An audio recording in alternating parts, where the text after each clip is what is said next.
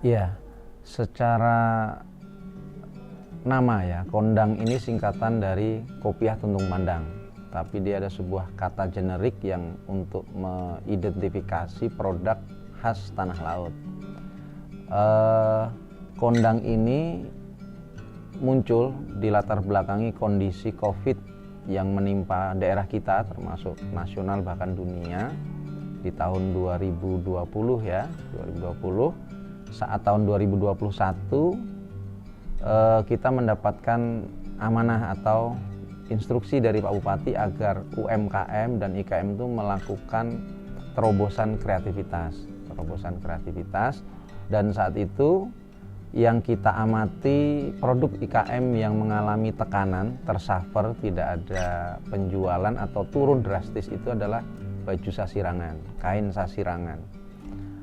Dan lalu kita mencoba bagaimana kain sasirangan ini ada kebaruan agar mengundang daya tarik, dan saat itu ada ide dari teman-teman dan komunitas yang bergabung selalu membersamai kita membina IKM khususnya di sasirangan agar sasirangan ini dikembangkan tidak hanya digunakan busana baju, tetapi digunakan busana pada penutup kepala. Nah, inilah maka muncul upaya untuk mendorong sasirangan digunakan untuk penutup kepala.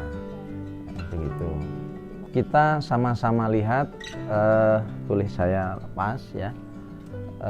Secara filosofis bentuk kondang yang seperti ini adalah ini kolaborasi dari busana yang memang sebelumnya sudah menjadi tradisi masyarakat Kalsel, masyarakat Banjar mengenakan kopiah. Maka kopiah ini adalah dasar pengembangan kita. Lalu kita modif dibalut dengan kain khas Kalimantan Selatan yaitu sasirangan. Secara bentuk, kenapa kita mengambil bentuk di depan ini adalah segitiga? Ini adalah karakter asli masyarakat Banjar yang menggambarkan ini laung Banjar yang memang kita modif lebih rendah begitu kan, tidak tinggi begitu, untuk mengesankan milenialnya dan bisa masuk ke segala usia, ke segala profesi dan ke segala tempat baik formal maupun informal. Tetapi secara filosofis dasar kenapa ini laung ini kita ambil? Masyarakat Banjar ini terkenal laung dengan simbol segitiga ini mencerminkan sifat religiusitas. Masyarakat Banjar ini tingkat religiusnya sangat tinggi sehingga ini disimbolkan hubungan kita kepada Sang Halik. Nah, segitiga ini. Dan juga ini disimbolkan harmonisasi hubungan kita sesama manusia yang horizontal dan kepada harmonisasi hubungan manusia dengan lingkungannya. Ini yang di depan ini. Selain ini, perlu kami garis bawahi tadi tentang bentuknya yang lebih rendah. Simbol khususnya kondang ini tidak simetris, dan bentuk segitiga di depan ini tidak sama sisi dan tidak sama kaki. Ini menghasilkan sudut yang menarik. Sudut di puncak ini secara matematis ini adalah 99 derajat. Bentuk segitiga yang puncaknya menghasilkan 99 derajat itu bentuknya akan seperti ini. Nah, tidak simetris, dan 99 derajat ini juga filosofis kita ini adalah Asmaul Husna. Nah, ini yang tampak depan.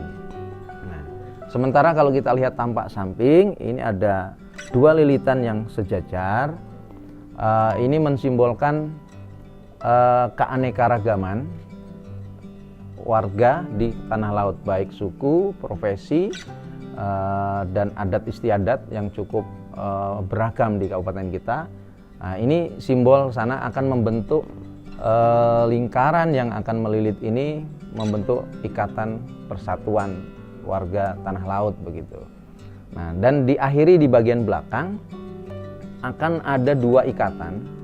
Ikatan pertama akan menghasilkan sebuah simbol huruf hijaiyah yang kita kenal huruf lam alif, dan bagi masyarakat Banjar simbol lam alif itu adalah lam jalalah. Ini niatnya tentu menjadi doa penangkal teluh ya, menangkal gangguan roh-roh jahat begitu ya. Jadi ini yang simbol ikatan pertama, lam jalalah. Ikatan kedua ini akan menutup ikatan pertama, dan ini menggambarkan siluet tanduk kijang. Akhirnya dengan kelihatan nampak dahinya dan juga tanduknya dilengkapi. Sehingga ini ikon tanah laut yaitu kijang. Nah, ini yang bisa kita gambarkan, dan ikatan lam jalalah ini juga diinspirasi oleh ayat Al-Quran yang menjadi pijakan kita, surah Ali Imran ayat 103, bahwa kita mendapatkan perintah atau amanat untuk selalu berpegang teguh dengan tali agama, tali Allah. Nah, ini juga simbol dari ayat Al-Quran tersebut. Begitu filosofisnya.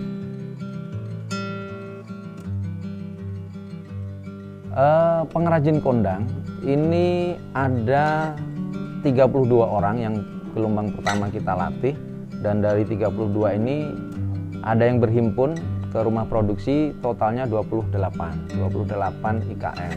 Yang terlibat lumayan banyak, soalnya kalau yang dari ulun kan proses pembuatan kain sampai menjahit dari Banyu Irang, nanti bagian ngesum, ngelilit sampai jadi seperti ini di tempat bunga sasirangan gitu. Jadi prosesnya di tempat sini pekerjanya ada berapa, Bu?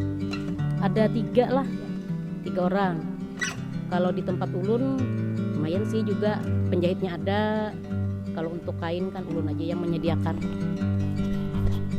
Untuk pembikinan kondang ini, bagian yang tersulitnya adalah pemasangan kepala kijang. Biasanya kalau kurang cermat ini bisa kepanjangan, ada yang panjang, ada yang kependekan, atau kebalik. Kebalik. Biasanya penjahitnya kurang teliti, bisa kebalik. Sama bagian imamah bisa miring benarnya. Nah, jadi harus sebelum dijahit akhir final dicek dulu ini pas atau kadanya. Dan menyebar ke seluruh kecamatan dari Bati-Bati sampai Kintab, kecuali masih ada 2 kecamatan yang belum ada ya, di Panyipatan dan di Kurau belum ada. Yang lainnya sudah ada, dan 28 ini menyebar. Di Plehari ada, di Bati-Bati ada, di Tambang Ulang ada, di Kintab ada, di Jorong ada. Nah, jadi insya Allah produk ini banyak peminat untuk menekuni pengolahannya. Kalau awalnya tuh kita bikin pola dulu ke kain, terus diujur pewarnaan, terus seperti selesai pewarnaan, nah kita lepas benang seperti ini. Habis itu kita lepas benang, dibilas dulu, dicuci ya seperti ini. Selesai gini baru kita potong-potong kainnya, terus dijahit. Ada bagian sisi-sisinya itu, ada yang untuk lilitan, ada yang untuk imamah, terus ada untuk siluet kijang. Habis itu baru kita lilitkan ke peci. Nah, terus kalau untuk ke peci ini kita milih khusus pecinya yang agak keras, karena kalau yang lemes itu kalau untuk melilitnya agak susah. Nah, jadi kalau dipakai itu kurang, jadi kalau waktu kita melilit kurang rapi. Kalau yang pertama kan kain dulu prosesnya, terus kita potong beberapa bagian, jahit di beberapa bagian, terus nanti untuk tutup dulu yang pertama kita kerjakan, baru bagian ini list untuk pecinya, baru kita kasih lilitan. Ini dimasukkan bagian imamahnya ini, baru disum. Nanti karena kemarin banyak permintaan mau bikinkan dong ventilasi buat kondang supaya tidak kepanasan, lalu kita bikinkan ventilasinya supaya tidak kepanasan. Kalau untuk kondang kita memang khusus untuk peletakan imamah, siluet kijang, terus untuk lilitan, untuk tutup itu beda-beda motif. Kalau untuk ke baju kada depan belakang aja sama. Nih contoh salah satu untuk ke baju seperti ini. Tapi kalau untuk yang ke kondang beda motif. Kita memang menyesuaikan supaya ya pas dengan pola, supaya kain tidak terbuang. Nah, jadi ini untuk imamah, untuk tutup, untuk silut kijang, untuk lilitan, beda-beda. Beda, nggak sama. Kada sama untuk pengambilan polanya kada sama. Sesuai permintaan sih kadang, tapi kalau yang paling ramai itu warna hitam. Karena hitam ini netral kan, hitam, biru malam. Nah, coklat kaki itu paling cepat laku karena mereka menyesuaikan baju. Bisa, tapi kita khususkan itu karena untuk pola baju dan kondang itu kan tidak sama. Jadi kalau ada yang minta seperti itu, kita khusus bikinkan. Kadang ada dari permintaan, kadang kita ada yang tidak bisa bikin desain, tapi mereka minta ke kita.